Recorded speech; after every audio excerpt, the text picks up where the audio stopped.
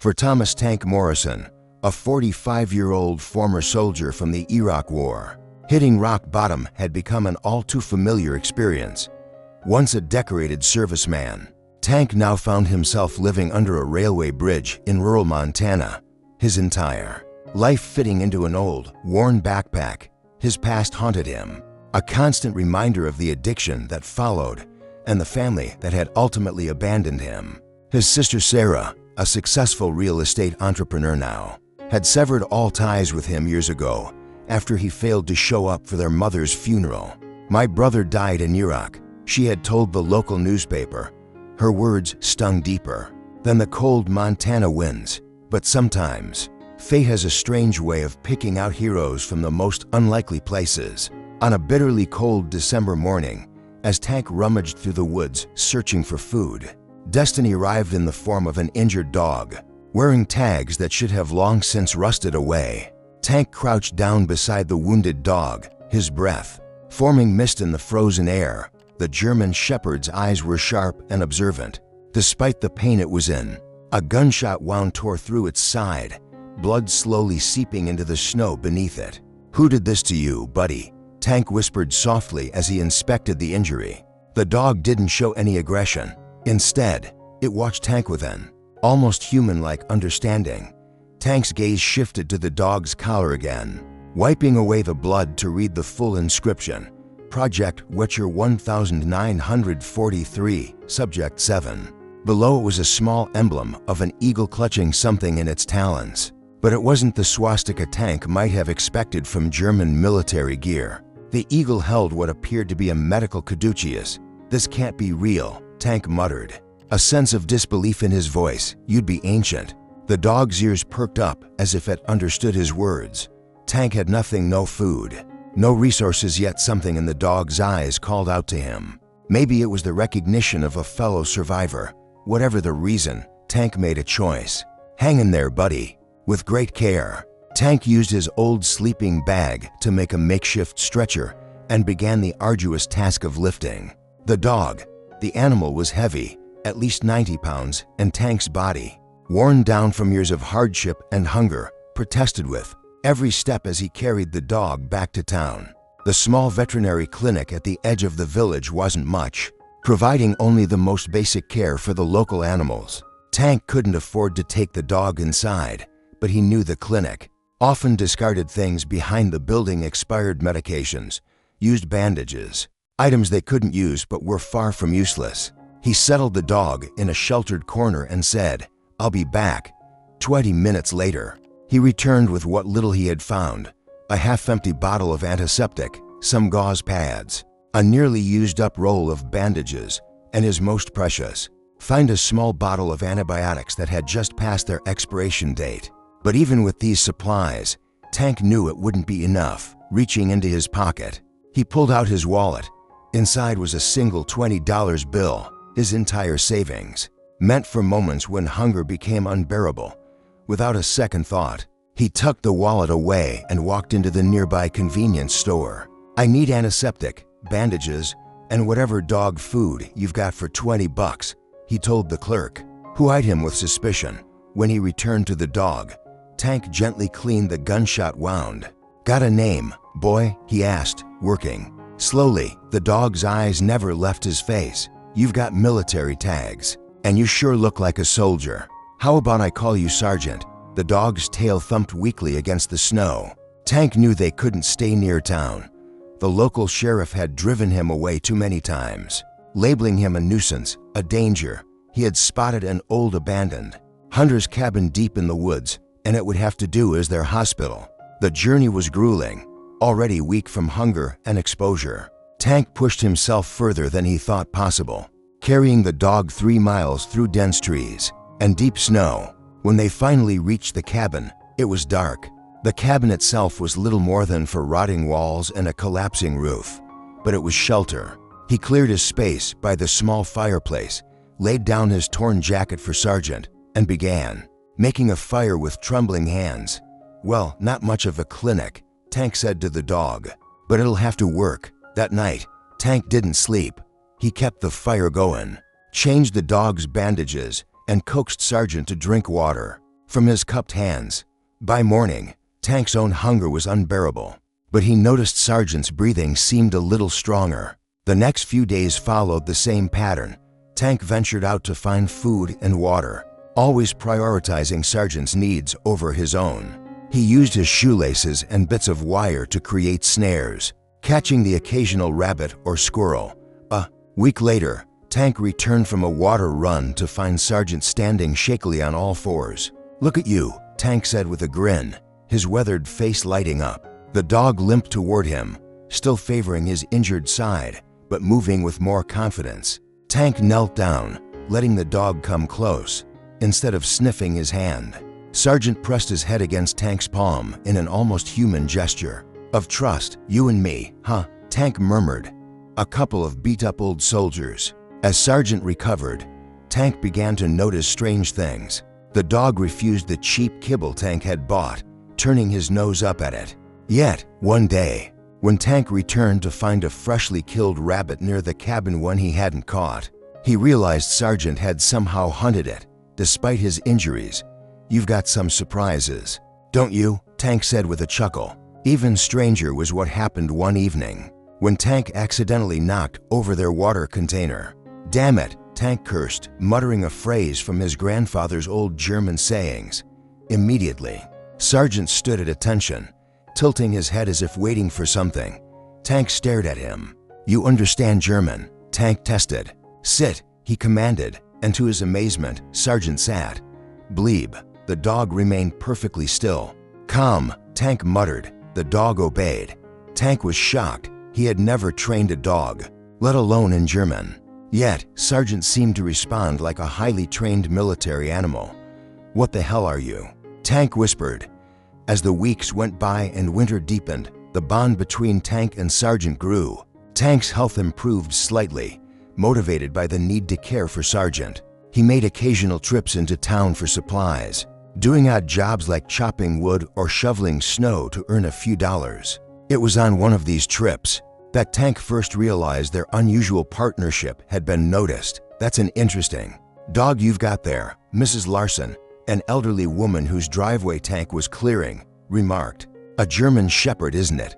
But bigger than any I've seen." Tank nodded, watching as Sergeant sat still at the edge of her property. "Yes, ma'am. He's a good dog." "Where did you find him?" she asked. "Found him hurt in the woods." Tank replied, his voice calm. "I guess we found each other. My late husband was stationed in Germany after the war." Mrs. Larson continued.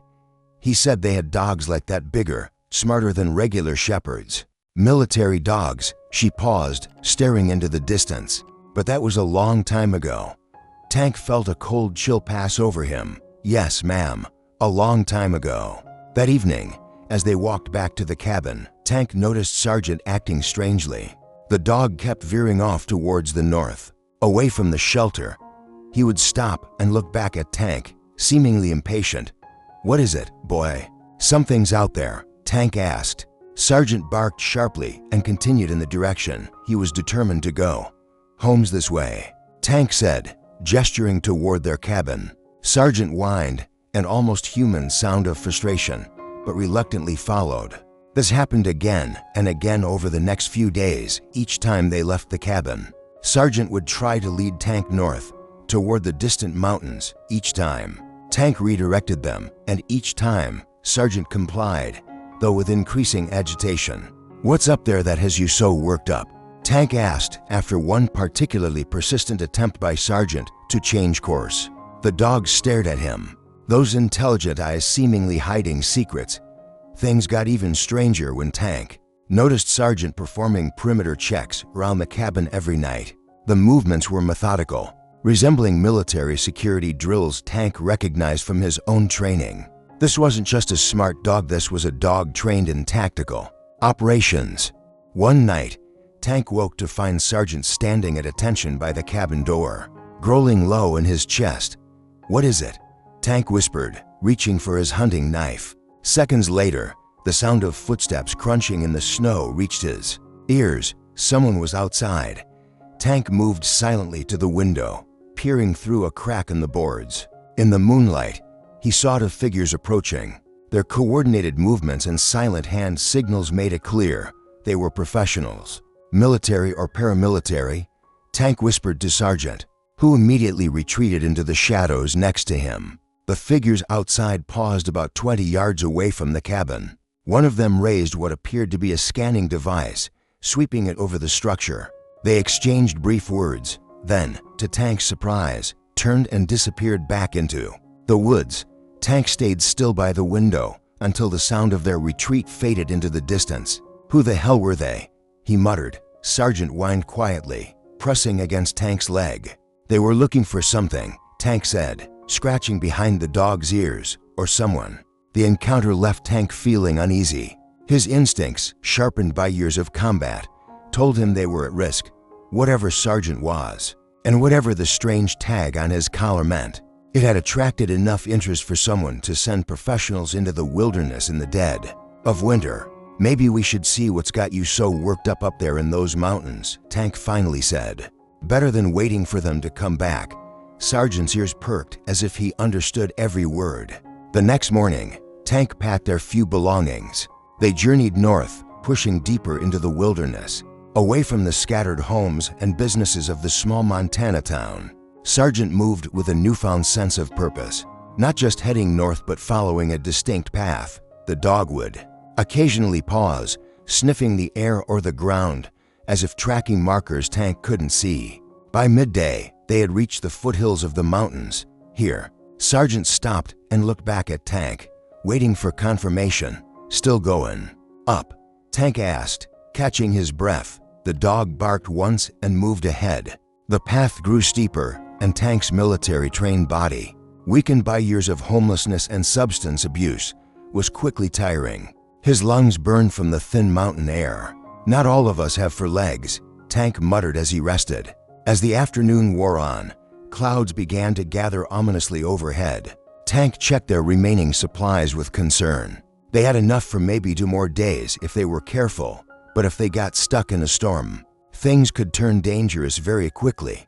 We might need to head back soon, boy, Tank told Sergeant as the first snowflakes began to fall. Sergeant whined, pushing forward with renewed energy. Something in the dog's behavior and urgency Tank hadn't seen before convinced him to continue. Despite his doubts, the snow fell heavier, reducing visibility to just a few feet. Tank kept close to Sergeant, trusting the dog's keen senses to lead the way. The temperature dropped rapidly as dusk approached.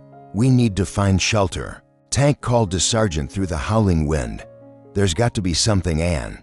Overhang, a cave, anything, Sergeant barked sharply and veered right, off the path they had been following. Tank pushed through the dense underbrush until they emerged in a small clearing. There, partially hidden by pine trees and years of growth, stood a small wooden structure. A ranger station, Tank wondered aloud, approaching cautiously. The building looked old but solidly built, its windows boarded up and its door secured with a heavy padlock.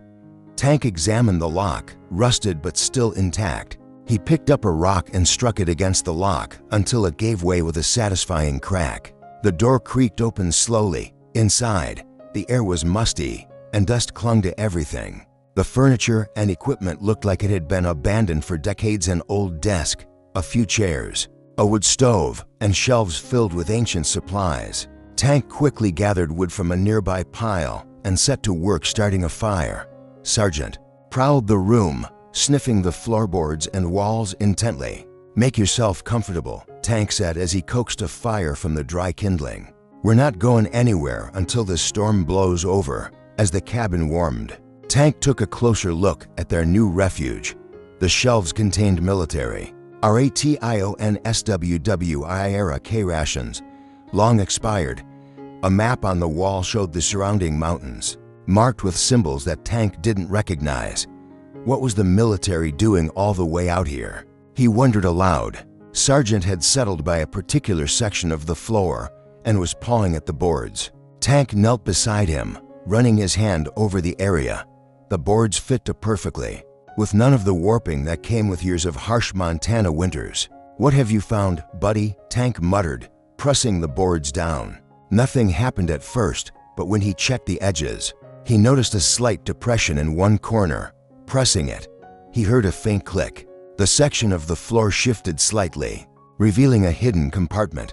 Tank lifted the false flooring, uncovering a small metal box and a leather-bound book. The box was locked, but the book was secured with a leather strap. Tank opened the book carefully, revealing pages filled with handwritten German text. "What the hell?" Tank muttered. Though he couldn't read it, the dates in the margins were clear: 1943, 1944, 1945, WWII. Flipping through the pages, he found technical diagrams, which appeared to be medical illustrations of German shepherds with annotations and measurements. One page had a photograph clipped to it. It showed a group of German shepherds, standing at attention, each wearing a tag like the one on Sargent's collar. Behind them stood men in a mix of American and German military uniforms. An impossible collaboration during wartime. Tank looked from the photo to Sargent, who was watching him intently. "These dogs, they look just like you," Sargent whined softly. Tank set the book aside and focused on the metal box. It had a simple 3-number combination lock. On a hunch, Tank tried the numbers from Sargent's tag 743 with a satisfying click. The box opened. Inside, there was a folded map, more detailed than the one on the wall, and a small leather case containing a key.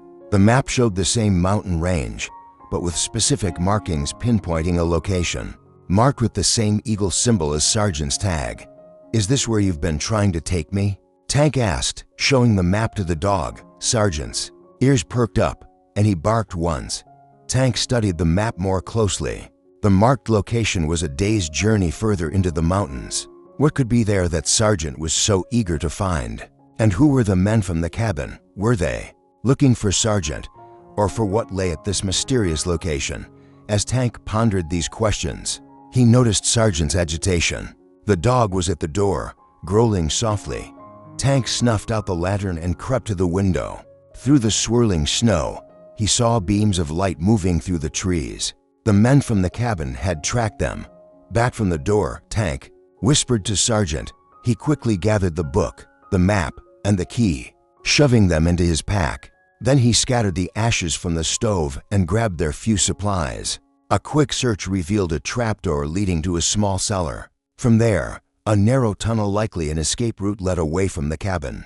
Tank and Sargent squeezed through it, emerging about 50 yards downhill, hidden by dense brush. Through the trees, Tank could see the flashlights of the men converging on the cabin. "Time to move," Tank whispered to Sargent. They traveled through the night, the storm eventually easing to reveal a clear, star-filled sky. The temperature dropped, but Tank kept them moving, following the map by moonlight. Sargent seemed to know exactly where they were going, often leading Tank back to the correct path when he veered off course. By dawn, exhaustion was overwhelming Tank. They found shelter under a rock outcrop, and Tank studied the map and the journal during a brief rest, wishing he could read German to understand what the documents revealed. "Whatever's up in these mountains," he said to Sargent, "someone wants it badly enough to track us through a blizzard. I'm guessing it has something to do with that tag you're wearing." Sargent lay his head on Tank's lap, and together they resumed their journey. By midday, the terrain grew more rugged, and the path narrowed as they navigated between towering rock formations. Sargent became increasingly alert, his body tense with anticipation. Tank found himself checking the surroundings constantly, feeling as if they were being watched. When they rounded a bend, Tank stopped dead in his tracks. Ahead, nestled against the mountainside, was what appeared to be an entrance to a mine, framed by weathered timbers and dark opening. Unlike other abandoned mines Tank had seen, this one showed signs of recent maintenance. The area around the mine's entrance was remarkably clear of the usual debris that would accumulate after decades of harsh mountain winters. "Is this it?" Tank asked, glancing at Sargent. The dog moved forward with purpose, stopping at the entrance and looking back expectantly. Tank approached cautiously, inspecting the timbers. Despite their weathered look, they appeared structurally sound. Near the entrance, partially concealed by a rock, he spotted a small metal panel with a keyhole. It dawned on him, the key from the ranger station. Reaching into his pack, Tank retrieved it and inserted it into the lock. He turned it. For a Moment, nothing happened. Then, a low hum of electrical equipment stirred to life. This place couldn't possibly be abandoned. A section of the rock wall beside the entrance shifted, revealing a modern metal door with a keypad. Sergeant immediately moved toward the keypad and began pawing at it with urgency. "You know the code?" Tank asked, incredulous. The dog barked once and continued to paw at the device. Tank scrutinized the keypad. Unlike the typical modern keypads with numbers 0 to 9, this one had only 7 keys, each marked with a different symbol. One of the symbols matched the eagle and caduceus emblem on Sergeant's tag. "Worth a try," Tank muttered under his breath. Pressing the corresponding key, the panel beeped, and a small screen flickered to life with a message. Subject number, subject number. Tank remembered the tag, subject 7. He scanned for a key marked with the number 7, but found one labeled with the German word 7. He pressed it, the panel beeped again, and the screen changed. Zugangsbestätigung. Access confirmation required. Tank was stumped, but Sergeant knew what to do. The dog placed his tag directly against the panel. A red light scanned the tag, and the screen changed again. Zugangard. Welcome and Zurich. Subject 7. Access granted. Welcome back, Subject 7. The heavy metal door slid open with a soft hiss, revealing a well-lit corridor that led deeper into the mountain. The stark contrast between the rugged mine entrance and the pristine, modern hallway beyond was unsettling. "What the hell is this place?" Tank whispered, still processing the situation. Sergeant moved without hesitation, glancing back as if to say, "Follow me." Tank took a deep breath and stepped through the doorway. The door sliding shut behind them with a quiet sound, sealing them inside. The corridor was illuminated by recessed lights that flickered on as they advanced, as though the entire facility was coming to life. The walls were smooth concrete, unmarked except for occasional directional signs in both German and English. The air was cool, fresh for an underground facility, suggesting a sophisticated ventilation system. Sergeant moved confidently, leading Tank deeper into the complex. They passed several closed doors before arriving at a central junction. A large map on the wall showed the layout of the facility, which appeared vast living quarters, laboratories, storage areas, and a section marked Command Center. "This place is huge," Tank muttered. "How has no one found it?" Sergeant continued forward, heading toward the Command Center section. Tank followed, becoming increasingly aware that they were not alone in the facility. The doors to the Command Center slid open automatically as they approached. Inside, it looked like something straight out of a 1940s military installation, but in pristine condition. Banks of equipment, map tables, communications gear, all still functional. Despite being nearly 80 years old, on the central table, a folder was stamped with the now familiar eagle and caduceus symbol, with the words Project Wetcher and Project Guardian marked on it. Tank opened the folder with trembling hands. Inside, there were documents in English, likely translations of the original German files. The first page bore the heading Joint Allied German Special Research Initiative, dated March 1943, in response to the defection of Dr. Elizabeth Weber and her research team from the German Lebens program. A special joint initiative has been established on American soil to continue their groundbreaking work in biological life extension and enhanced canine intelligence. Due to the sensitive nature of this research and its potential applications for post-war military use, this facility has been classified with the highest level of security. Tank looked up from the document at Sergeant, who was sitting silently and watching him with keen interest. "Life extension," Tank whispered. "Enhanced intelligence," he muttered as he continued reading.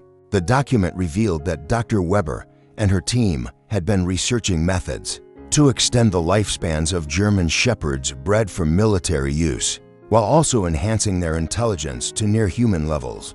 The results had been promising, with test subjects displaying significantly extended lifespans and far superior cognitive abilities. The most shocking detail came later in the file.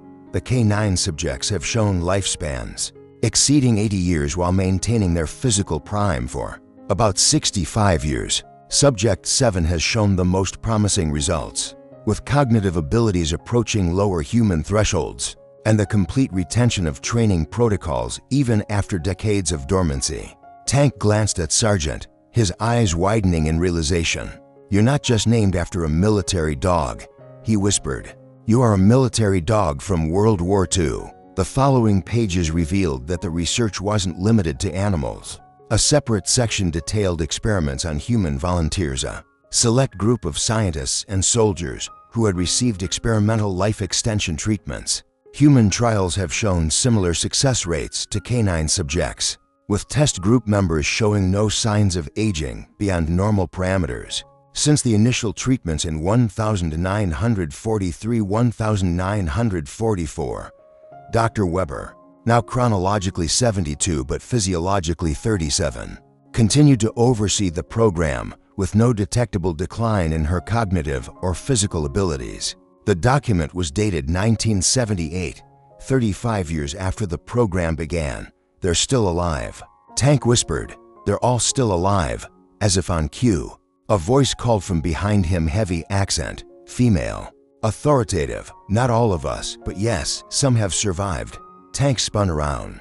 In the doorway stood an elderly woman, though the term elderly didn't seem quite right. Despite her white hair and lined features, she stood straight-backed and moved with the grace of someone much younger.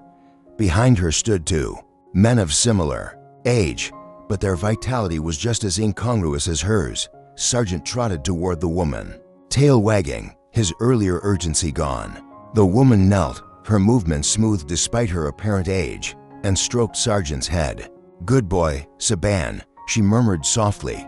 "You've brought him just as we hoped. Thomas Morrison," she said, her voice warm but firm. "We've been waiting for you." Tank's mind spun. "How do you know my name?" The woman smiled slightly. "We know much about you, Tank." She paused, then added, "My name is Dr. Elizabeth Weber. According to conventional chronology, I am 128 years old. These are my colleagues, Captain Erich Müller, formerly of the German Army, and Lieutenant Colonel James Harrison of the United States Army." She gestured to the men behind her. Müller, tall and stern with the rigid posture of a lifelong soldier, and Harrison, shorter but powerfully built, still exuding an American military presence despite his outdated appearance. "Welcome to Project Guardian," Dr. Weber continued. "We've been waiting a very long time for someone like you." Tank stared at the three of them, struggling to grasp the reality of the situation. These people should be long dead, and yet here they stood, aged but still vital, talking about WWII as though it were recent history. "This isn't possible," Tank said, finally breaking the silence. "You're claiming to be over 100 years old." Dr. Weber nodded. "I was born in Munich in 1896. I earned my medical degree in 1930, specializing in genetics and longevity research. By 1939, I was heading a research division within the Lebens program. Although my interests were purely scientific, never ideological." She moved into the room with surprising grace, seating herself at the central table. "Please sit. You must have many questions, and we have much to explain." Tank stood, frozen, looking at Sergeant or Saban, as they now called him for some kind of reassurance. "You defected," Tank said, recalling the documents. "You were working for the Nazis, but you defected to the Americans." "Yes," Dr. Weber confirmed. "By 1943, it had become clear to me, and several of my colleagues, that the Reich was doomed. More importantly, their ideology was monstrous. My research was being twisted for horrific purposes." She paused, and a flicker of old pain crossed her face. "We made contact with American intelligence and arranged our extraction, bringing our research with us." Captain Müller spoke up, his German accent thick. "I was her security escort, originally SS, but I had seen enough to know we were on the wrong side. I helped get her and her team to Switzerland, where the Americans picked us up." "And your research?" Tank asked. "The documents talk about life extension, enhanced intelligence, and dogs." Dr. Weber nodded. "The research was genuine. The Nazi regime was exploring various avenues to create their 1,000-year empire and breed superior beings." Dr. Weber continued. "My team was focused on legitimate scientific methods to to extend human lifespan and enhance cognitive function.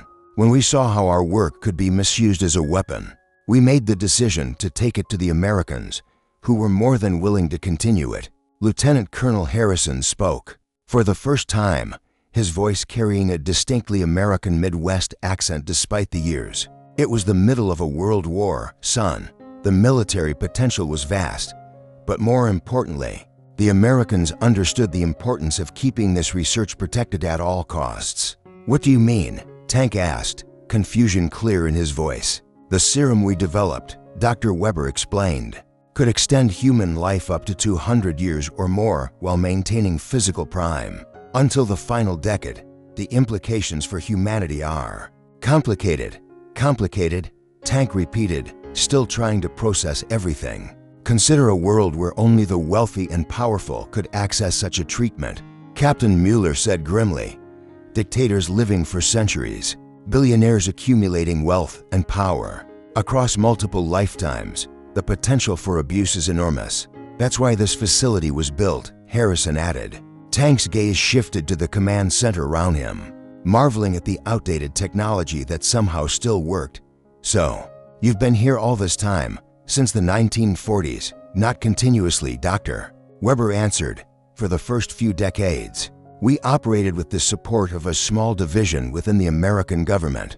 But as administrations changed and priorities shifted, the project was officially decommissioned in 1972.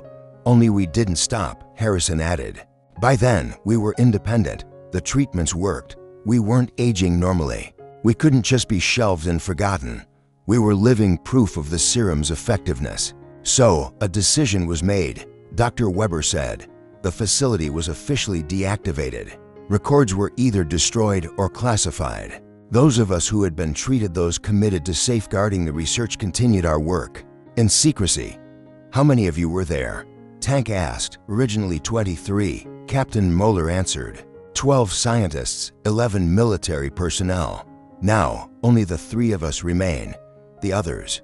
Some chose to leave, Dr. Weber added quietly, to live normal lives, accepting that they would eventually age and die like everyone else. The serum extends life, but it isn't immortality. It requires periodic re-administration. Without maintenance doses, its effects gradually fade. Others were eliminated, Captain Mueller said, his voice darkening. Over the decades, various organizations have uncovered fragments of the truth about our work. They've tried to infiltrate or attack this facility, like the men who followed us here. Tank realized. Harrison nodded. We've been tracking their movements for weeks. They're with a private military contractor called Nexus. Strategic, but in reality, they're just mercenaries for whoever pays them. And who's paying them? Tank asked. The 3 exchanged looks before Dr. Weber responded. A group of wealthy individuals who've learned about our research. They call themselves the Continuity Initiative, a bland name for a group, aiming to obtain immortality for themselves and control who else might have access to it. Tank's mind was racing. And Sergeant Saban, how does he fit into all this? Dr. Weber's expression softened as she looked at the dog. Saban was part of our original research. The canine subjects were bred for intelligence and physical capability, then enhanced with a variation of the same serum used on humans. They were meant to be guardians and companions, partners who could live as long as their enhanced human counterparts. There were originally 12 dogs in the program, Harrison added. Saban is the last. He escaped during a security breach 3 weeks ago, Captain Mueller explained. We think he was shot by one of the Nexus operatives who infiltrated our perimeter. We feared we had lost him, but then we detected his tracking implant moving again attached to you. Tank's eyes widened. Tracking implant, a subcutaneous chip placed decades ago, Dr. Weber clarified. It allows us to monitor his location and vital signs. So, you've been watching us, Tank said, the weight of it settling on him. You knew where we were. You knew I found him and helped him. Yes, Doctor. Weber admitted. We observed how you cared for him despite having nothing yourself. It confirmed what Saban already sensed about you. What do you mean? Tank asked, confused. Harrison leaned forward. The dogs in the program were enhanced with not just intelligence, but also intuition, almost a sixth sense about people. Saban didn't find you by accident. He was searching for a successor. Tank stared at him. A successor for what? For us, Dr. Weber said simply. For the Guardians. We are old, Mr. Morrison, not physically, but in spirit. We've carried this burden for nearly 80 years. It's time to pass it on. Why me? Tank asked, a note of desperation in his voice. I'm nobody. I'm a homeless vet with PTSD and a drinking problem. I couldn't even keep my family together. On the contrary, Captain Moeller said firmly, you are exactly who we need. Someone with military training and tactical knowledge. Someone with a strong moral center, shown by your willingness to sacrifice for Saban when you had nothing to give. And most importantly, someone with nothing left to lose. The words hit Tank like a punch to the gut. Nothing left to lose. Wasn't that the truth? His family had given up on him. His health was deteriorating. His future, non-existent. There's more you need to understand, Dr. Weber said, her voice serious. Saban led you here, not just because we need a successor, but because time is running out. She moved to an old computer terminal that looked like something from the 1980s, but it still worked with a few keystrokes. She brought up a satellite image on the main screen. Tank recognized the mountain range they were in, but the image was overlaid with survey markers and development plans. This is what the Continuity Initiative has planned for these mountains, Dr. Weber explained. They've disguised it as a renewable energy project. In reality, they're preparing to excavate the area looking for this facility. Tank studied the image. How did they find out about this place? Leaks over the years, Harrison said. Former government officials selling secrets, old documents found. Whispers followed up with enormous resources. They don't know exactly where we are, but they've narrowed it down to this mountain range, and they're willing to tear it apart to find you. Tank shook his head. Why not just relocate? Take your research and move somewhere else. Dr. Weber's expression darkened. It's not that simple. The serum requires a specific mineral compound found only in these mountains. That's why this facility was built here. Without it, no more serum can be produced. How much do you have left? Tank asked. Enough for perhaps 50 complete treatments. Captain Mueller replied. A finite supply that can't be replenished if this facility is compromised. And what happens if the Continuity Initiative gets their hands on it? Tank asked. Dr. Weber's face grew somber. The serum would become the most valuable substance on Earth. Wars would be fought over it. Power structures would be permanently altered. Imagine dictators who don't rule for decades, but for centuries. Corporate leaders who control the world's resources for multiple lifetimes. The richest would dominate generations, while the rest of humanity ages and dies normally. The very things we've dedicated our lives to preventing, Harrison added. I still don't understand, Tank said. Why do you think I'm the answer? What can one homeless vet do against what sounds like a well-funded private army? You have qualities they don't, Captain Moeller said. Honor, sacrifice, the ability to put others before yourself. And there's something else, Dr. Weber added, her expression softening. Something we discovered when analyzing your blood after you treated Saban's wounds. The genetic markers we look for in potential serum recipients. The ones we need for optimal compatibility. You don't have them. What does that mean? Tank asked, confused. It means the serum wouldn't work on you, Dr. Weber explained gently. Your unique genetic profile, combined with the injuries you sustained in Iraq and the neurochemical changes caused by your PTSD, make you immune to the life-extending effects. So, I couldn't become like you, Tank said quietly, his mind struggling to absorb the truth. I couldn't live for centuries. Exactly. Harrison replied, and that makes you perfect. You can't be swayed by the temptation of immortality because it isn't an option for you. Your choices will be based solely on what's right, not on self-preservation or personal gain. Tank felt a mix of emotions, disappointment at being told immortality was beyond his reach, yet an odd sense of relief washed over him. What exactly are you asking me to do? Tank finally asked. The three Guardians exchanged looks before Dr. Weber responded. We need your help to protect the facility from an immediate threat, she said. The Nexus operatives who followed you, They're just the advanced team. More will come. And in the long term, Captain Mueller continued, we need someone to help us implement our contingency plan. This facility can't stay here forever. The mineral supplies are running out, and the continuity initiative is getting closer every day. We need to relocate the research and the remaining serum supply. Harrison added, we need to establish a new secure location where the work can continue with proper guardianship. And you think I'm qualified for this? Tank asked, disbelief creeping into his voice. More than qualified, Doctor.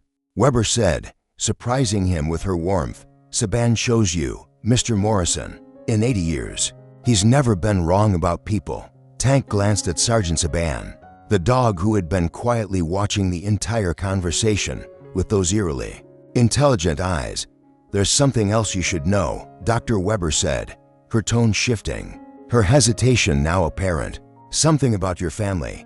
My family wants nothing to do with me, Tank responded, his voice flat. Your sister, Sarah, Dr. Weber continued carefully.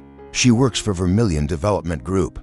Yes, Tank nodded, surprised by the mention. She's their regional director.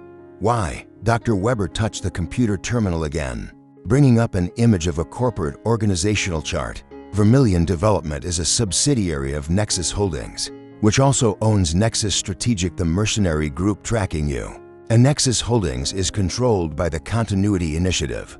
You're saying my sister works for the people trying to find this place? Dr. Weber paused before answering. That's not a coincidence, Mr. Morrison.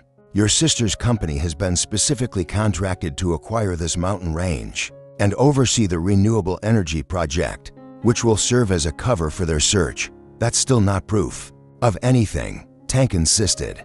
Sarah probably has no idea who she's really working for or what they're looking for. There's more, Dr. Weber added gently. Your father, General Morrison. He knew about Project Guardian. Tank's world seemed to tilt. What? That's impossible. My father was a Pentagon bureaucrat. He just pushed papers. Your father was part of a small oversight group that maintained contact with this facility into the 1980s. Harrison said. He was one of the few who knew we still existed after the official decommissioning. Tank was in disbelief. You're lying. My father died 10 years ago. If he knew about all this, why wouldn't he have told me? The three guardians fell silent for a moment before Dr. Weber spoke again. Because he was preparing you to take his place, she said quietly. He was grooming you to become a guardian. That's absurd. Tank snapped. My father and I barely spoke after I enlisted. He opposed my deployment to Iraq. He thought I was wasting my potential. He opposed your deployment because he knew where your true purpose lay, Captain Mueller interjected. He had other plans for your military training. Your father was our last official contact with the outside world, Harrison added. When he died, we lost our final connection to the government that once supported us. We've been completely on our own since then. Tank's mind raced. Could it be true? Had his father known about all this? I don't believe you, Tank muttered. Dr. Weber sighed. I understand your skepticism, but perhaps this will convince you. She opened a drawer and withdrew a sealed envelope, yellowed with age. Your father left this with us to be given to you if you ever found your way here. Tank took the envelope, his hands trembling. His name was written on the front in his father's unmistakable handwriting. With shaking hands, he broke the seal and pulled out a single page. It was dated just weeks before his father's death. Tank, it began. If you're reading this, then Saban has found you, just as I always believed he would. Everything Dr. Weber and the others have told you is true. I've been part of Project Guardian since before you were born. My father before me served as liaison, and his father was one of the original American officers who helped establish the facility in 1943. I wanted to tell you so many times. I tried to guide you toward this purpose without revealing the secret I was sworn to protect. Perhaps that was a mistake. Perhaps I should have trusted you with the truth from the beginning. The work being done at the facility is of vital importance to humanity's future. The Guardians need someone like you, someone with training, courage, and the moral compass to make impossible choices. I've watched you struggle since Iraq, and it has broken my heart. But I also knew that these struggles were forging you into the person who could take up this mantle. I'm sorry for the distance between us. I'm sorry for the pain you've endured. But I have never stopped believing in you, son. You were always meant for something greater than you knew. Trust Saban. Trust the Guardians. And most of all, trust yourself with love and faith. Dad, Tank's heart raced as he stared at the letter. His father's words blurred as tears filled his eyes. He knew, Tank whispered. All this time, he knew. Yes, Dr. Weber said gently. And he believed in you, even when you didn't believe in yourself. Tank looked up from the letter, and his gaze fell on Saban, who had moved to his side. The dog's steady presence provided a quiet comfort.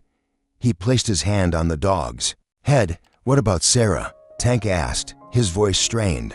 Does she know any of this? We don't believe so, Harrison answered carefully.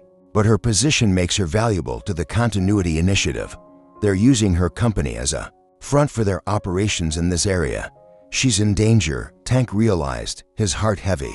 If she's unknowingly helping these people, what happens when she's no longer useful to them? A valid concern, Captain Mueller acknowledged. The Continuity Initiative is not known for leaving loose ends. Tank folded the letter and tucked it into his pocket. His mind was still processing everything he had learned. But one thing was clear. He couldn't walk away from this. Not now. What's your plan? Tank asked. You said you have a contingency for relocating the facility. Dr. Weber nodded, relief evident on her face at his decision. We've identified a location in Alaska. It's remote, defensible, and has similar geological properties to this mountain range. There's enough of the mineral compound there to continue producing the serum. Though on a limited scale, Harrison added, the challenge is moving the equipment, research, and remaining serum supply without the Continuity Initiative intercepting us. How long do we have? Tank asked. Vermilion Development has scheduled their initial survey team to arrive in 5 days. Dr. Weber answered, once they begin their work, it will be nearly impossible to move our equipment undetected. 5 days, Tank repeated, stunned. To evacuate a facility that's been here for 80 years, that's not much time. We've already prepared much of the essential equipment and research for transport, Captain Mueller said. But the most critical component, the serum itself, and the means to produce it requires special handling and security. And that's where I come in. Tank guessed. Yes, Dr. Weber confirmed. Your military training, combined with Saban's capabilities, makes you ideally suited to help us secure the evacuation and, perhaps more importantly, to help us determine what to do about your sister and her unwitting involvement. Tank nodded, slowly, the weight of the situation settling in.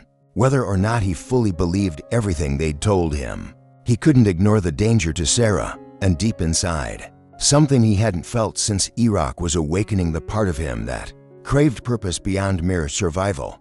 I'll help you, Tank said, his voice steady.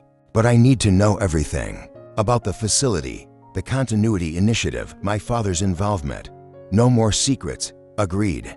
Dr. Weber said, we'll share everything we know. And Sarah? Tank asked, his voice firm. Whatever happens, we protect her, Tank added, determination clear in his eyes. The next 48 hours passed in a whirlwind of preparation and planning. Tank threw himself into understanding the history and workings of Project Guardian. Absorbing decades of research and security protocols, Dr. Weber took charge of explaining the scientific aspects, while Captain Mueller covered the tactical side of things. Lieutenant Colonel Harrison handled the administrative and logistical details of their planned relocation.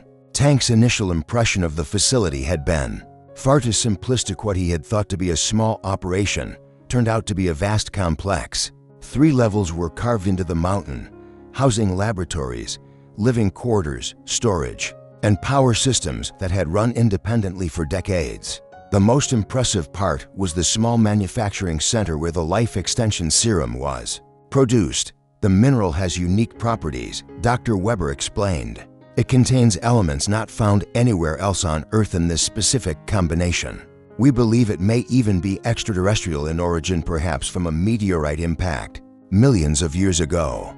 You've narrowed the mineral's existence down to just 2 locations, here in Alaska. After decades of searching, yes, Dr. Weber confirmed the Alaskan site was discovered in the 1970s, but establishing a facility there was deemed too risky.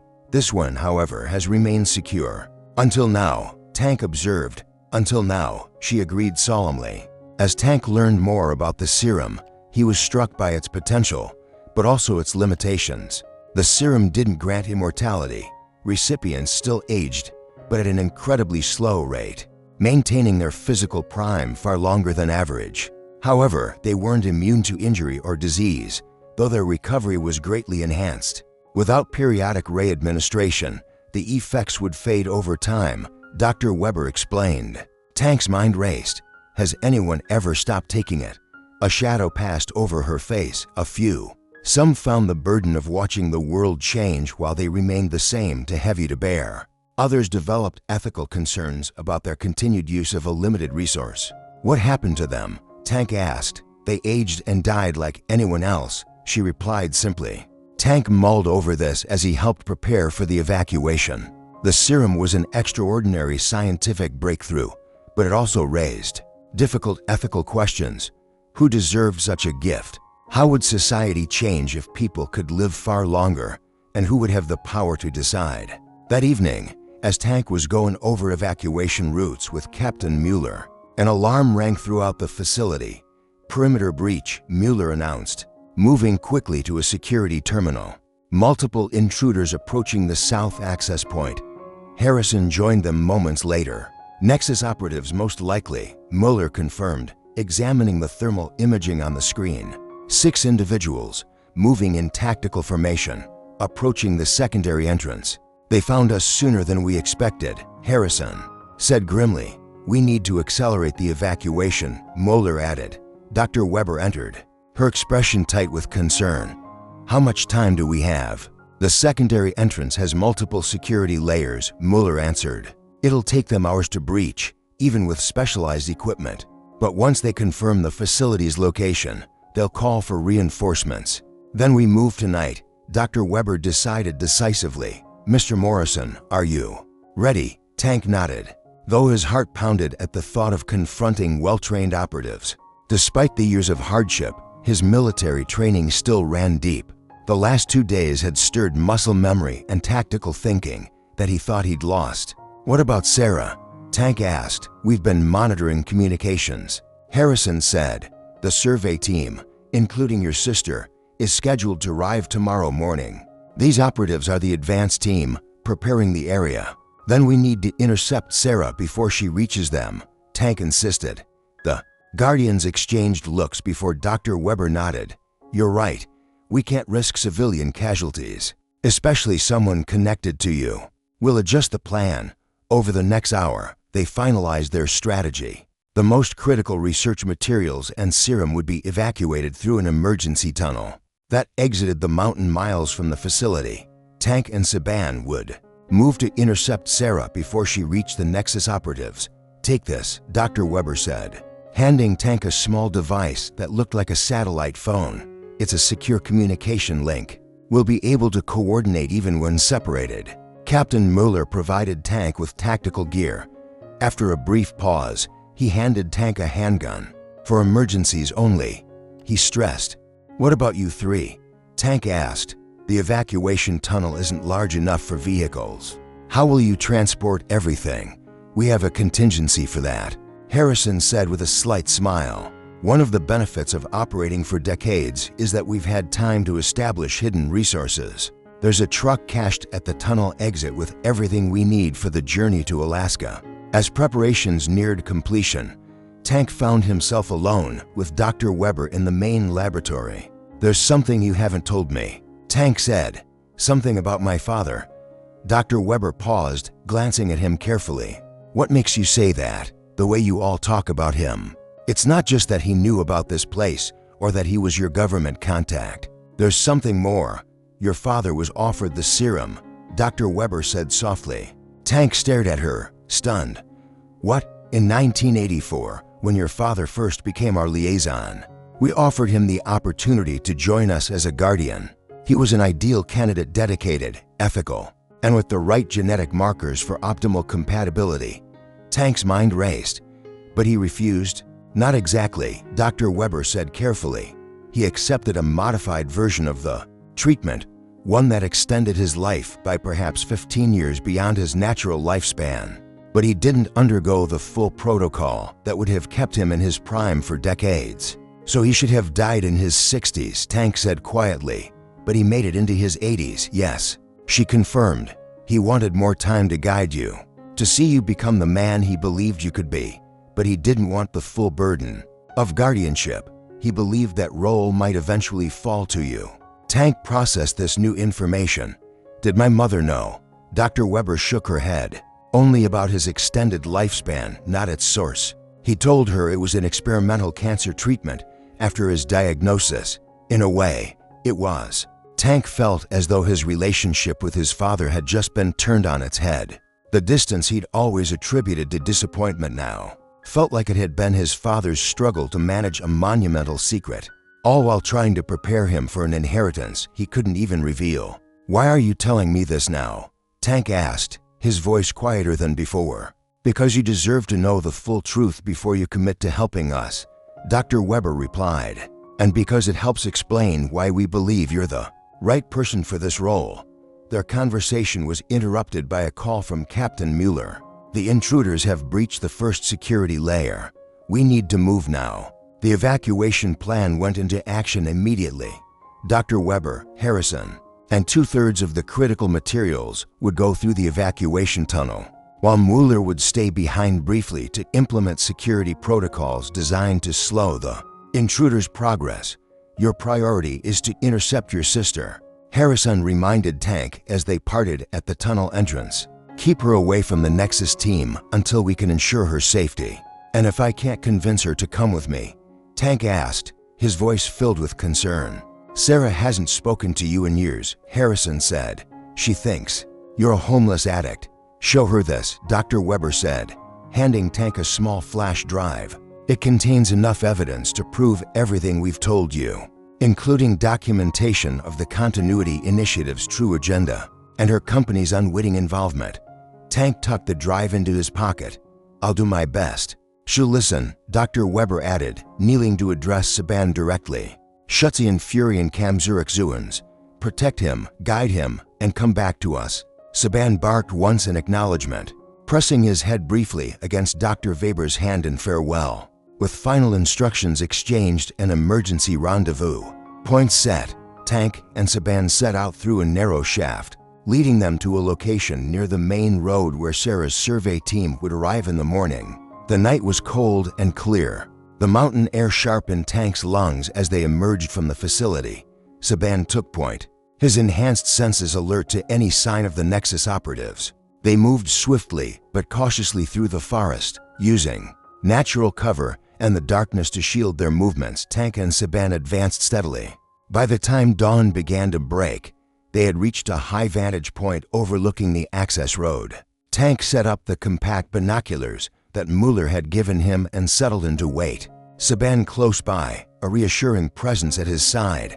What do you think, boy? Tank murmured under his breath. Will she listen to her homeless brother spouting conspiracy theories about immortality serums and secret Nazi scientists? Saban huffed softly, as if in disbelief at the suggestion. Yeah, that's what I thought too. Tank sighed as the sun rose higher. Tank's sharp eyes caught the first signs of movement. 3 black SUVs with tinted windows, moving in convoy, up the winding mountain road. Through the binoculars, he could clearly see armed men inside. Nexus security, Tank muttered to himself. They're setting up a perimeter for the survey team. An hour later, a second convoy appeared. 2 4-wheel drive vehicles, each bearing the Vermilion Development logo, followed by a larger truck carrying what appeared to be survey equipment. Tank's heart skipped a beat when he saw who was sitting in the passenger seat of the lead vehicle. His sister, Sarah Morrison. That's her, Tank said quietly, almost to himself. Turning to Saban, my sister, Sarah. Quickly, he and Saban moved into position, concealing themselves behind large boulders by the side of the road. As the first Vermilion vehicle rounded the bend, Tank stepped into the road and raised his hand. The driver slammed on the brakes, coming to an abrupt stop just a few feet away from him. Tank could see Sarah's expression shift from irritation to shock as she recognized him. She rolled down her window, her face a mix of disbelief and confusion. "Tank, what the hell are you doing here? I need to talk to you," he said urgently. Stepping closer, "It's important." Sarah's surprise quickly turned to frustration. "I'm working. Tank, I'm heading up a major survey project. We haven't spoken in years, and now you show up in the middle of nowhere." "It's about this project," Tank pressed. "You're in danger. The people you're working for, they're not who you think they are." Her eyes hardened. "Are you drunk? Is that what this is?" "I'm clean," Tank said firmly, meeting her gaze. "I've been for months." "Sarah, please, just give me 5 minutes." She glanced at her watch, then back at the driver. 5 minutes, that's it. With a frustrated sigh, she stepped out of the vehicle, telling the driver to wait. The second Vermilion vehicle pulled up behind them, but Sarah waved them to stay back. "You look different," Sarah remarked, her gaze taking in the man before her. "I am different," Tank said quietly. "Sarah, I need you to listen carefully. This survey project you're working on, it's a cover for something else. The company that hired Vermilion, Nexus Holdings, is actually a front for a group called the Continuity Initiative." Sarah's expression shifted to one of disbelief. What are you talking about?" "They're not interested in renewable energy," Tank said urgently. "They're searching for a secret facility in these mountains, one that holds research capable of extending human lifespans for centuries." "Oh my God," Sarah muttered, stepping back in disbelief. "You're delusional. I knew you had problems, but this..." Tank cut her off, pulling the flash drive from his pocket. "Look at this, everything's on here. Documentation, video evidence, the connection between Vermilion and Nexus, everything." Sarah stared at the drive but didn't take it. "Tank, you need help, professional help. I don't know what conspiracy theory rabbit hole you've fallen down." But she froze as Saban stepped out from behind the rocks, moving to stand beside Tank. Sarah's eyes widened. Is that your dog?" "This is Saban," Tank said, his voice low. "He's part of all this too." "Sarah, I know how this sounds," Tank continued, his voice earnest. "But you have to trust me. The people you're working with, they've already sent armed operatives into these mountains. They breached the facility last night." "What facility?" Sarah asked, her voice tinged with confusion. Tank saw his opening and seized it. "A research installation established during World War II. It holds technology and medical advancements that could change humanity forever." "Dad knew about it, Sarah. He was part of it." "Dad, what does he have to do with this?" Sarah asked, looking even more confused. Tank took a deep breath. He was their government liaison for years. He knew about the research, the serum, everything. "He left me a letter explaining everything." Sarah stared at him, her professional demeanor cracking slightly. "Show me." Tank reached for his pocket to retrieve his father's letter, but before he could, Saban growled. His attention locked on something beyond the vehicles. Tank's eyes snapped to the road, and his stomach dropped when he saw a black SUV rapidly approaching from the direction of the facility. "Sarah, we need to go now," Tank urged, grabbing her arm. "I'm not going anywhere with you." She protested, yanking her arm back. "Not until you explain everything. There's no time," Tank said, pulling her back behind the boulder where he and Saban had been hiding. "Those men aren't here for your survey project. They're here to secure the facility and eliminate anyone who knows too much." Sarah pulled away, her voice rising. "Stop it. You can't just show up after years of silence and expect me to." Her words were cut short by the unmistakable sound of gunfire. The approaching SUV had opened fire on the Vermilion vehicles, shattering windows and sending Sarah's colleagues diving for cover. "Get down," Tank shouted, pulling Sarah into the safety of the boulder. "What the hell is happening?" Sarah cried, her face drained of color. "What I've been trying to tell you," Tank said grimly. "These people will kill anyone who gets in their way, including you and your survey team." From their position, Tank could see the Vermilion employees scattering into the forest, pursued by armed men from the Nexus vehicle. The driver of Sarah's vehicle slumped over the wheel, seemingly hit in the initial volley. "Oh my God," Sarah whispered. "Jeremy." She started to rise, But Tank grabbed her, pulling her back down. "You can't help him," he said, gently but firmly. "We need to move or we'll be next." Sarah's face slowly transformed from shock to fear as the gravity of the situation sunk in. She nodded, her composure returning, but her eyes were wide with panic. "Where do we go?" she asked, her voice trembling. "There's a path through the forest," Tank said. Scanning their surroundings, he checked to make sure the Nexus operatives were still occupied with the Vermilion employees. "Saban knows the way. We need to reach the evacuation point where the others will be waiting." "The others?" Sarah asked, her voice still shaky. "I'll explain everything. Once we're safe," Tank promised. "Right now, we need to move." With Saban leading the way, they made their way into the dense forest. Leaving the chaos of the ambush behind, Tank kept Sarah close, guiding her through the rugged terrain as quickly as possible. Behind them, the sounds of shouting and sporadic gunfire echoed as the Nexus operatives secured the area. "This can't be happening," Sarah muttered. This was supposed to be a routine survey for a renewable energy project. Wind turbines and solar rays, for God's sake. "That was never the real purpose," Tank said, his voice low. "Sarah, those men back there, they work for an organization that's been searching for this facility for decades. They're willing to kill to get what's inside." "And what's inside?" she demanded, her voice urgent. "What could possibly be worth all this?" "A serum," Tank said quietly. "A serum that can extend human life by to centuries or more. The people who created it have been living in that facility since World War II, protecting it from misuse." Sarah stopped in her tracks, staring at him. "You expect me to believe that?" "I've seen them," Tank insisted. "I've spoken with them. The lead scientist is 128 years old, but physically functions like someone in their 70s. The serum works, Sarah, and the Continuity Initiative wants it for themselves. The wealthiest and most powerful people in the world living for centuries. While everyone else ages and dies normally, they're following our trail." Tank whispered urgently, "We need to move faster." They pushed on through the dense forest, climbing higher into the mountains. Tank noticed Sarah struggling with the uneven terrain. Her business attire and shoes weren't made for hiking, but she pressed on without complaint. The ambush had shaken her, but now she was beginning to see that Tank's story, no matter how unbelievable, was rooted in real danger. As they crested a ridge, Tank's secure communicator buzzed. He pulled it out and read the text message from Captain Moeller. "Facility compromised. Weber and Harrison delayed. Proceed to secondary rendezvous. We'll meet you there." "What is it?" Sarah asked. "Change of plans," Tank said, his voice grim. "The original evacuation route has been compromised. We need to head to the backup location." "And where's that?" "An old fire watchtower, about 3 miles from here. There's a helicopter pad."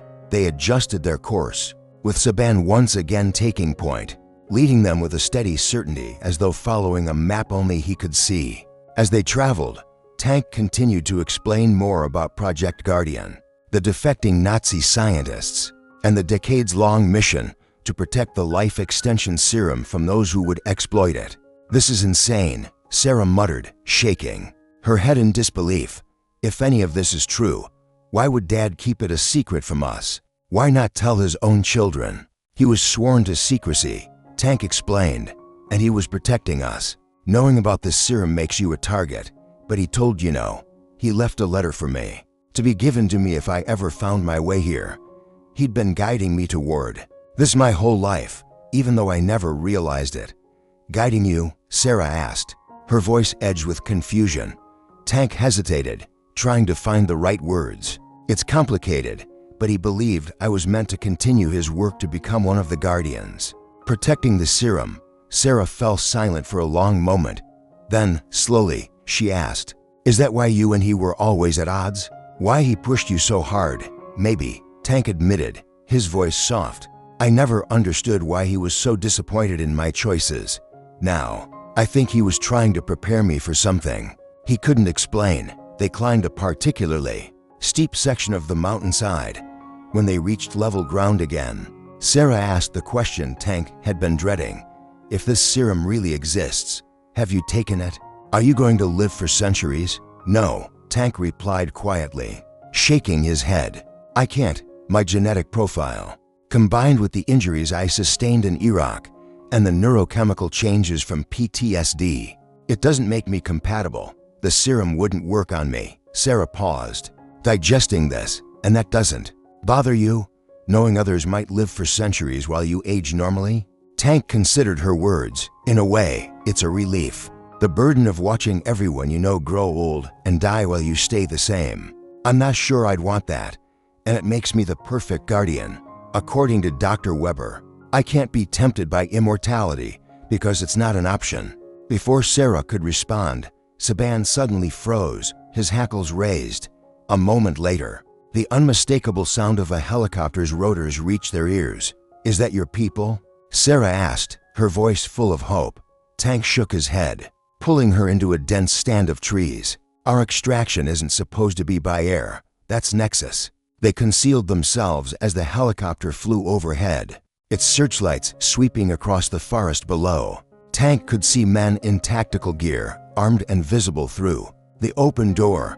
They're setting up a perimeter, Tank said grimly. They're trying to box us in. What do we do? Sarah asked, her voice tight with fear. We keep moving.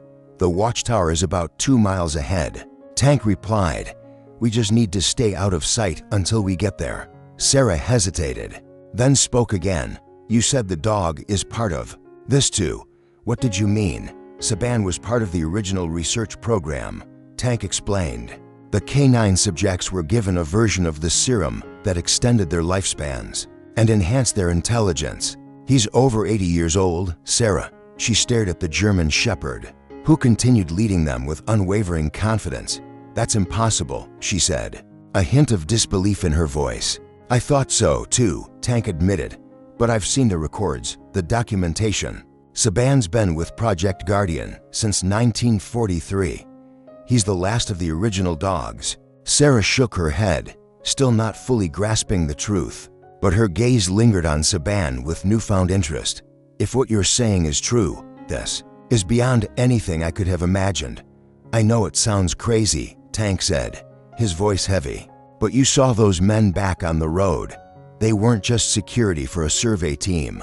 They opened fire without warning, without provocation. Whatever you believe about the rest of it, you have to admit something bigger is happening here. Sarah nodded slowly, her expression turning thoughtful. Vermilion was contracted for this project through unusual channels. The security protocols were extensive, even for a high-value development, and the survey parameters they were oddly specific. They focused on subsurface anomalies rather than typical environmental assessments. They were looking for the facility. Tank confirmed, using your company as legitimate cover. That's it, Sarah said, her voice tense. So what's the plan now? Tank pointed ahead. The rendezvous point is just ahead. We need to cross this clearing, but we'll be exposed. Sarah scanned the open ground, her professional eye quickly assessing the situation. We should wait until dusk. Less visibility. Tank nodded, impressed by her tactical thinking. Good idea. They found a concealed position at the edge of the clearing and settled in to wait. Tank shared his water and the energy bars that Mueller had provided, which Sarah accepted gratefully. You've changed, she said, studying him as she chewed. You seem focused, clear-headed. Having a purpose helps, Tank replied simply. Taking care of Saban gave me something to live for when I had nothing else. And now this mission protecting something that matters. It's like being back in the service, but for a cause I can believe in completely. I owe you an apology, Tank, Sarah said, her voice quiet. What I said at Mom's funeral about you being dead to me. I was angry and hurt, but I shouldn't have said it. Tank met her gaze, his expression softening. You had every right to be angry. I was a mess. PTSD, the drinking, missing Mom's funeral. I failed you, failed the family. I failed you too, Sarah admitted, her voice tight. After you came back from Iraq, I didn't understand what you were going through. I expected you to just get over it. Go back to being the brother. I remembered. When you couldn't, I gave up on you. We've both made mistakes, Tank said. But right now, we need to focus on getting through this. On stopping the Continuity Initiative from getting their hands on the serum. Sarah nodded. her expression hardening with determination. "So, what's the plan once we reach the watchtower?" "Captain Mueller should be there with transportation to the final evacuation point," Tank explained. "From there, we'll rendezvous with Dr. Weber and Harrison, then head to the new facility location in Alaska." "And me?" Sarah asked, her brow furrowing. "What happens to me in all this?" Tank hesitated. "That's up to you. You could come with us, join the Guardians. Your skills would be valuable. Or we could set you up with a new identity, somewhere safe, away from the Continuity Initiative." Sarah looked surprised. "You'd let me choose?" "Of course," Tank said, his voice steady. "I'm not in the business of forcing people into lives they don't want." Before Sarah could respond, Saban suddenly went rigid. His attention locked on the watchtower across the clearing. Tank followed his gaze and his stomach dropped. A Nexus helicopter was circling the tower, and armed operatives were already securing the structure. They found the rendezvous point. Tank said grimly. Sarah's face drained of color. "What do we do now?" Tank checked his secure communicator and saw a new message from Mueller. "Watchtower compromised. Proceed to tertiary location. Weber and Harrison under attack. Critical materials at risk." The situation was deteriorating quickly. If Weber and Harrison were under attack, the serum and research materials could fall into the hands of the Continuity Initiative. "Change of plans," Tank told Sarah. "We need to help Dr. Weber and Harrison. They're in trouble, and they have the serum with them." "Where are they?" Sarah asked, her voice urgent. Tank checked the coordinates Mueller had sent. "About 5 miles northwest of here. There's an old logging road they were going to use for extraction." Sarah glanced at the watchtower, then back at Tank. "We'll never make it in time. On foot, not with Nexus patrolling the area." "We need a vehicle," Tank agreed. "I have an idea. The Nexus team that attacked us left their vehicles by the road. If we can circle back, maybe we can." "Appropriate one." Tank stared at his sister with newfound respect. "That's risky. So is sitting here waiting to be captured." Sarah pointed out, determination flaring in her eyes. "I may be a corporate executive now, but I grew up with you and Dad. I know how to hotwire a car." Tank couldn't help but smile. The sister I remember resourceful and bold, she's still there beneath the professional exterior. "All right," Tank said, his tone steady. "We circle back, grab a vehicle, and head for Weber and Harrison's position." As they moved, Tank filled Sarah in on more details about Project Guardian and the Continuity Initiative. With each new revelation, he could see her skepticism shifting, giving way to a grim understanding. "If what you're saying is true," she said after a moment, "this serum could completely destabilize society. Imagine dictators living for centuries, or billionaires accumulating wealth across multiple lifetimes. Exactly why the Guardians have protected it for so long." Tank agreed. The question isn't whether humans should live longer. It's who gets to decide who lives longer and who controls the supply. They fell silent, moving cautiously as they neared the road. In the dimming light, Tank could make out the 2 vehicles still parked where the ambush had taken place. The bodies of Sarah's colleagues had been removed, but there was no sign of Nexus operatives. "They've established a perimeter," Tank muttered, his eyes scanning the area. "Perimeter's been established, and they've moved on," Tank whispered, his eyes scanning the area. "They're probably concentrating their forces around the facility and the watchtower." Sarah nodded, her expression grim but resolute. "Let's get a vehicle and go help your friends." They moved quickly but cautiously down toward the road. The first vehicle had been damaged in the firefight, but the second one appeared intact and operational. Sarah approached it, checking for keys, but after a moment, she sighed. "No luck. I'll have to hotwire it." Tank kept watch, Saban at his side, while Sarah worked under the dashboard. After a tense few minutes, the engine roared to life. "Still got it," Sarah said with a grim smile, her tone satisfied. They piled into the vehicle, Tank taking the wheel and Saban settling into the back seat. Using the coordinates from Mueller, they set off along the mountain roads, driving with no headlights to avoid detection. "What's the plan when we reach Weber and Harrison?" Sarah asked, glancing at him as they navigated the winding roads. "Depends on what we find," Tank replied. "Best case, We help them secure the serum and research materials. Then all escape to the tertiary extraction point. Worst case, Sarah finished. We destroy the serum, exactly. Dr. Weber gave me instructions on how to neutralize the compounds if we're about to be captured. Could you do it? Destroy something that could extend human life by centuries? Tank thought carefully before answering. If the alternative is letting it fall into the hands of people who would use it for power and control, then yes, I could. Better humanity continues its normal lifespan than live under the thumb of immortal tyrants. As the fading light of the day made the logging road harder to see, Tank navigated the rutted path with care. The SUV bounced over rocks and tree roots, and Tank's focus never wavered. We should be getting close, he said. Suddenly, Saban barked sharply from the back seat, alert and tense. What is it, boy? Tank asked, slowing the vehicle. The answer came almost immediately. As they rounded a bend, ahead, bathed in the last rays of the setting sun, was a chaotic scene. A large truck, likely the Guardian's transport, was stopped in the middle of the road. Surrounded by armed Nexus operatives, Dr. Weber and Harrison were kneeling, hands behind their heads, while the operatives searched the truck.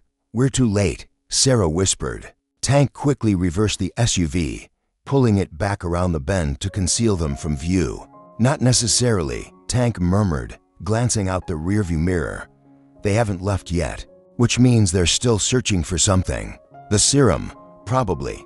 Weber would have hidden it, not kept it in an obvious location, Tank added. Studying the situation with binoculars, there were 8 operatives he could see, and Dr. Weber and Harrison appeared unharmed but under guard. Mueller was nowhere to be seen.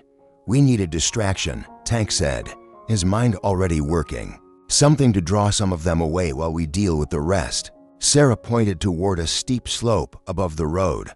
What about a landslide or rockfall? That part of the road is directly beneath an unstable area. Tank studied the slope, nodding thoughtfully. That could work, but we'll need to trigger it somehow. The SUV has a winch, Sarah suggested. If we can attach it to one of those larger boulders, we could pull it. Tank nodded, impressed by her quick thinking. Good idea, but we need to be careful with the timing.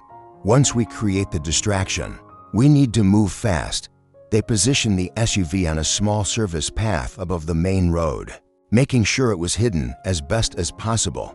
Using the winch cable, Tank secured it to a large boulder perched precariously on the slope. When I activate the winch, the boulder should start a chain reaction, Tank explained. The noise and debris will draw some of the operatives to investigate. When they do, I'll move in from the west side of the road. Sarah, you stay with the vehicle. If things go wrong, get out of here. I'm not leaving you, Sarah insisted, her eyes determined. Tank grabbed her arm, his tone serious. Someone needs to survive to warn the world about the continuity initiative. If Weber, Harrison, and I are captured or killed, you're the only one who knows the truth. Sarah hesitated, then nodded. Fine, but be careful. Always, Tank assured her. He turned to Saban, crouching down to meet the dog's eyes. You ready for this, boy? Saban's intelligent gaze met his, and Tank felt a surge of confidence. Whatever happened, he wasn't facing it alone. With Sarah at the wheel, ready to activate the winch, Tank and Saban made their way through the dense forest to a position that offered a clear view of the Nexus operatives and their captives. Tank checked the handgun he'd borrowed, hardly ideal against 8 armed professionals, but it would have to do. The real advantage would be surprise and confusion. He raised the secure communicator to signal Sarah. Ready. Moments later, the sound of grinding metal echoed through the forest as the winch activated. The boulder shifted, then broke free, tumbling down the slope and triggering the landslide. Rocks and debris tumbled onto the road about 50 yards from the truck, creating a thunderous distraction.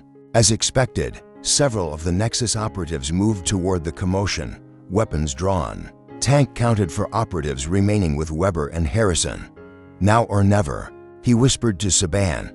Let's go. They moved swiftly, Saban at his side, in the confusion of the landslide. With all attention focused on the debris flow now blocking the road, Tank had a brief window of opportunity. As he approached, he spotted Dr. Weber, still kneeling under guard. Her expression remained neutral, but her eyes locked onto his, signaling recognition. Tank quickly assessed the situation. 2 operatives were investigating the landslide. 2 were guarding Weber and Harrison, and the remaining 4 were still searching the truck. The odds weren't great, but surprise was on their side. He signaled Saban with his hand. The gesture a silent command they had practiced. Saban understood, immediately moving into position for the coordinated attack. Tank silently counted down. 3, 2, 1. Saban burst from the underbrush with a ferocious growl, launching himself at the nearest guard. At the same time, Tank emerged from cover, firing to precise shots that disabled the second guard's weapon without hitting him. The operatives at the landslide spun around at the sudden chaos. Bullets ricocheted off the truck as Tank ducked behind it for cover. The element of surprise gave Weber and Harrison the opening they needed. Despite their apparent age, they moved with remarkable speed. Weber rolled away from her guard while Harrison executed a flawless sweep kick that took the second guard to the ground. The operatives at the landslide were now fully engaged, and Tank used the moment to keep them pinned down. Weber, the serum, Tank called out, his voice sharp as he returned fire. The serum's secure, she replied quickly. Hidden compartment under the driver's seat. We need to neutralize these operatives and leave immediately. Where's Moeller? Tank asked, glancing around quickly. He stayed behind at the facility to implement the self-destruct protocols. He was supposed to meet us here. Tank's heart sank. Mueller had likely been captured or killed. Sarah's waiting with a vehicle. Tank said, his eyes narrowing. But we're pinned down here. We need to clear a path. Harrison joined them, breathless, his guard. Now unconscious, the truck's damaged, he said. They shot out the engine when they ambushed us. We won't be driving out of here. Suddenly, the roar of an engine cut through the gunfire. The SUV Sarah had been waiting and burst onto the road, heading straight for the Nexus operatives. The men scattered as Sarah swerved the vehicle, coming to a stop between the truck and the attackers, providing cover. Get in, Sarah shouted. Through the open window, Weber looked at Harrison. The serum, Harrison sprinted to the truck cab, reaching under the driver's seat to retrieve a small metal case. Weber grabbed a laptop case from the scattered equipment, presumably containing the research files. Tank provided covering fire, ensuring Weber and Harrison made their way to the SUV. Go. Tank called to Sarah as Weber and Harrison climbed into the vehicle. I'll cover you. We're not leaving without you, Sarah insisted. Saban, go with them, Tank ordered, pointing to the SUV. The dog didn't move, staying firmly at Tank's side. Stubborn as always, Tank muttered. He fired his last few rounds, forcing the operatives to take cover, then made a dash for the SUV. Saban followed, his pace swift. As Tank reached for the door handle, a shot rang out from the trees. Pain exploded in his shoulder as the bullet found its mark. He stumbled but barely managed to stay on his feet. Sarah reached out and pulled him into the vehicle. Drive, Harrison shouted as bullets hammered the SUV's exterior. Sarah slammed on the accelerator, and the vehicle lurched forward, bouncing over the rough terrain as they fled the ambush. Sight, in the back seat, Dr. Weber immediately began examining Tank's wound. Clean through and through, Weber assessed, her voice calm despite the urgency of the situation. You're fortunate. Here, apply pressure. She pressed a folded cloth against Tank's shoulder, and he winced at the sharp sting of pain. Saban, sensing his discomfort, nudged his head under Tank's good arm, offering silent support. Where to? Sarah asked, her hands gripping the steering wheel tightly as she navigated the treacherous logging road. At dangerous speed. There's a small airstrip about 20 miles northeast, Harrison directed. We have a plane waiting there. It's our final extraction point. Sarah nodded, her focus never wavering from the rough terrain in front of them. What about the men following us? She asked. They'll have vehicles too. We have a head start, Weber said, glancing at Tank's injury. The landslide will slow them down, but we need to assume they've already called for backup. Tank's mind raced as the pain began to set in. What about Mueller? He asked. We can't just leave him behind. Weber's expression darkened. Captain Mueller knew the risks. His last communication indicated he activated the self-destruct sequence at the facility. If he hasn't reached us by now, she didn't need to finish the thought. Mueller had likely sacrificed himself to ensure the facility's secrets wouldn't fall into enemy hands. The serum, Tank pressed. We've secured it, Harrison confirmed. The last complete supply from the facility, without the mineral compound from the mountain. It can't be replicated on a large scale, but we've saved enough for a limited continuation of the project. Tank leaned back in his seat, feeling the adrenaline start to wear off. As shock began to settle in, he tried to focus. So, we've won then. The Continuity Initiative can't get what they want. Not completely. Not completely, Weber said. Checking his wound again, they breached the facility. While the self-destruct will destroy much of the research, they may still recover enough fragments to pursue their own version of the serum given time and resources, and they have those in abundance, Harrison added grimly. Sarah skillfully maneuvered the SUV through a particularly dangerous curve, the tires skidding on loose gravel. So, this isn't over. No, Weber replied, her voice steady. It's just changing form. Instead of protecting a static facility, we'll now be monitoring their activities, countering their research, and ensuring they don't succeed where we did. They drove in tense silence for several miles, the forest enveloping them in darkness. The only light coming from the SUV's headlights. Saban remained vigilant, his ears pricked for any sign of pursuit. Tank felt himself drifting in and out of consciousness, the blood loss taking its toll despite Weber's makeshift first aid. Stay with us, Tank, Sarah urged, her voice tight with worry. We're almost there. I'm fine. Tank mumbled. The airstrip is just ahead, Harrison announced. Dr. Weber, prepare the serum case for transport. We'll need to move quickly. Once we arrive, Weber nodded, securing the metal case in a specialized carrying harness. The plane is fueled and ready. Coordinates for the Alaska facility are programmed. Everything's set, Harrison confirmed. Our contact there is expecting us within 12 hours. Tank forced himself to focus, pushing through the haze of pain. Sarah, he said, his voice low. You need to decide. Are you coming with us, or do you want us to set you up somewhere safe? Sarah's hands tightened around the wheel, her gaze fixed on the road. After what I've seen, after what they did to my colleagues, I'm coming with you. These people need to be stopped, despite the pain. Tank felt a surge of pride in his sister's courage. That Morrison's stubborn streak, their father would have called it. The trees thinned ahead, revealing a small clearing with a rudimentary airstrip, little more than a flattened strip of earth illuminated by basic lighting. A twin-engine plane waited, its pilot visible in the cockpit, ready for immediate departure. We made it, Sarah breathed, relief evident in her voice. As they approached, the pilot flashed the landing lights in recognition. Weber began gathering their critical supplies, preparing for the quick transfer to the aircraft. Help Tank, she instructed Sarah. He's lost blood and needs immediate medical attention. Sarah parked near the plane and rushed around to Tank's door, helping him out with Harrison's assistance. Saban stayed close, clearly concerned about his wounded companion.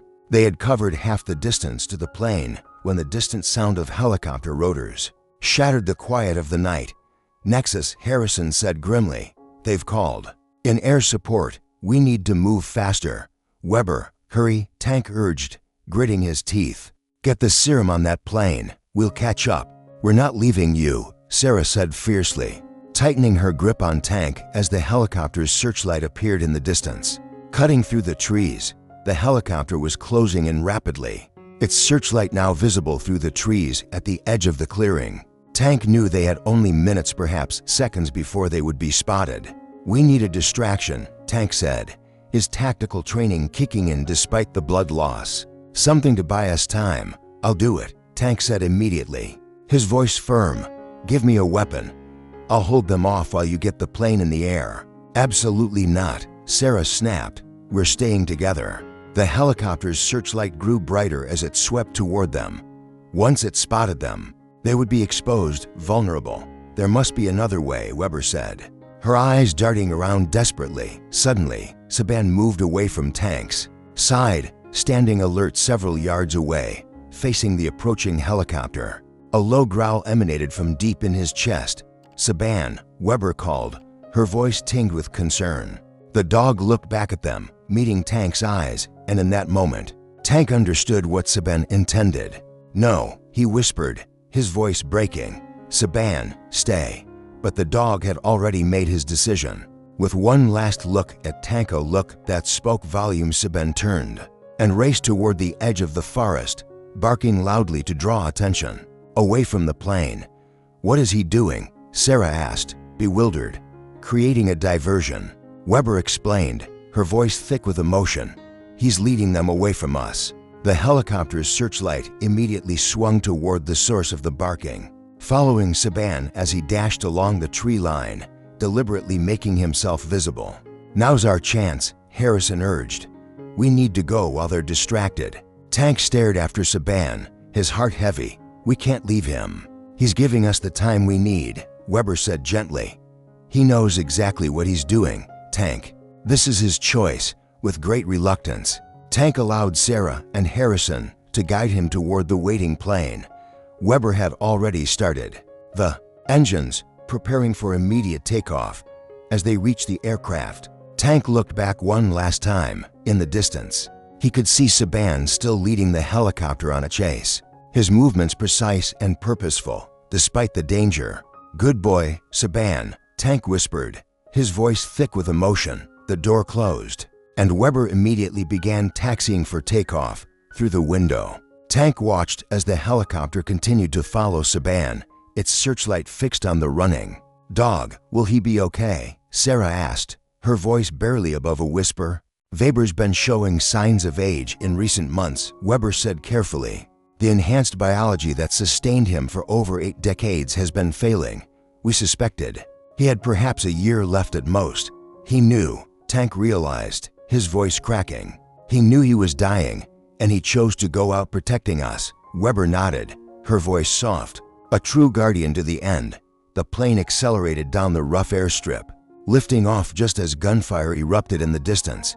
Tank pressed his face against the window, straining to catch one last glimpse of Saban. But the dog had disappeared into the forest as the plane climbed higher, leaving the mountain and its secrets behind. Tank felt an overwhelming mix of emotions: grief for Saban and Mueller, worry about the future, determination to continue their mission, and a strange sense of peace as he realized he had finally found his purpose. "What happens now?" Sarah asked, her voice quiet but steady. Dr. Weber, piloting the plane with decades of experience, glanced back at them. "We established the new facility in Alaska, continue guarding the serum, and develop protocols for its eventual controlled release to humanity." "Eventual release?" Tank asked, his eyebrows furrowing.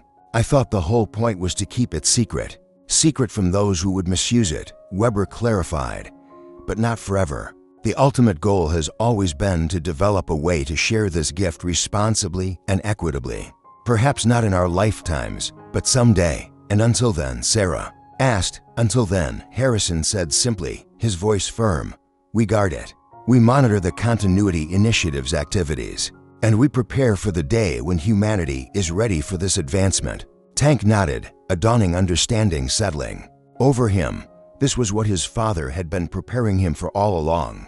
Not just to protect a secret, but to help guide humanity toward a future where such a gift could be shared without causing chaos or tyranny. Tank said firmly, "I'm in, whatever it takes." Sarah reached over and squeezed his hand.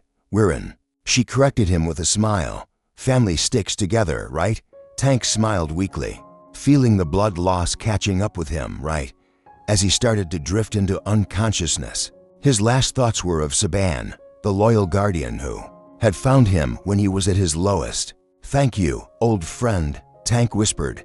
6 months later, the Alaskan wilderness sprawled beneath a perfect blue sky. Snow-covered mountains and forests sparkled under the bright sunlight, a breathtaking sight that Tank never grew tired of. He stood on the observation deck of the new facility, inhaling the crisp, clean air as his breath formed clouds in the cold.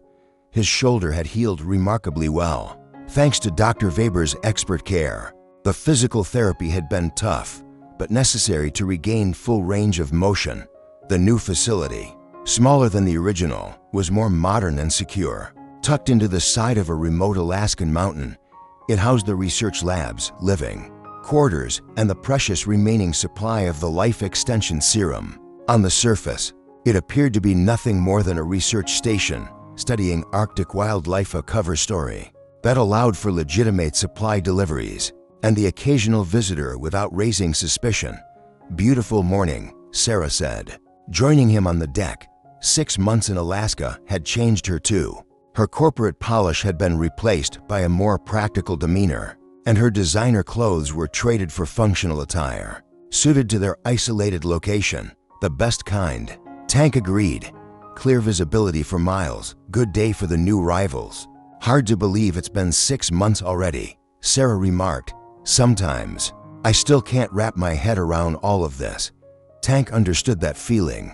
There were times when it all seemed like a dream: the discovery of the facility in Montana, the revelations about their father, the harrowing escape, and now this new life as the guardians of humanity's most closely guarded secret. "Any word from the tracking team?" Tank asked. Sarah checked her tablet. "Rodriguez reports that the Continuity Initiative has established a research facility in Switzerland. They're clearly trying to replicate the serum from the fragments they salvaged from Montana. And according to Dr. Weber's assessment, they're years, possibly decades away from success. The mineral compound is the key component they're missing." The sound of a helicopter's rotors drew their attention. It was right on schedule. "That's them," Tank said. "Let's go welcome our new colleagues." They made their way down from the observation deck to the landing pad where Dr. Weber and Harrison were already waiting. Despite her chronological age of 128, Weber was remarkably spry, and Harrison had taken charge of security, developing protocols and systems to protect the facility without drawing unwanted attention. The helicopter touched down, its rotors kicking up a flurry of snow as the engines wound down.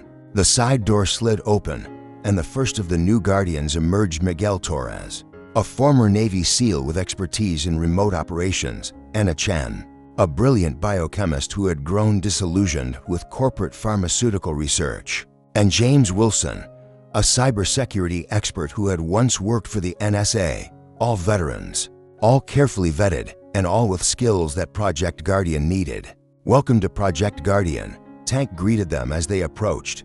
"Thank you for accepting our invitation." The new rivals glanced around, their expressions a mix of curiosity and uncertainty, just as Tank had felt when he first arrived at the original facility.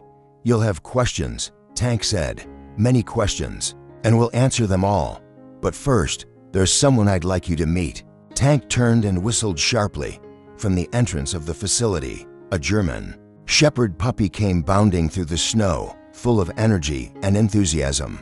At just 3 months old, the pup already displayed the intelligence and size of his predecessor. "This is Max," Tank said as the puppy reached them, circling around the newcomers excitedly. "He's the first of our new guardian dogs. Enhanced intelligence, extended lifespan, though not quite to the extent Saban achieved. Dr. Weber had refined the process," Tank explained, and Max sat at his command, alert and attentive despite his puppy exuberance.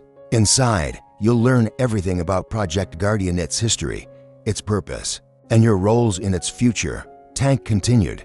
"You'll have the choice to join us fully, which includes the serum treatment for those who are compatible, or you can walk away with no consequences beyond having your memories of this place gently modified.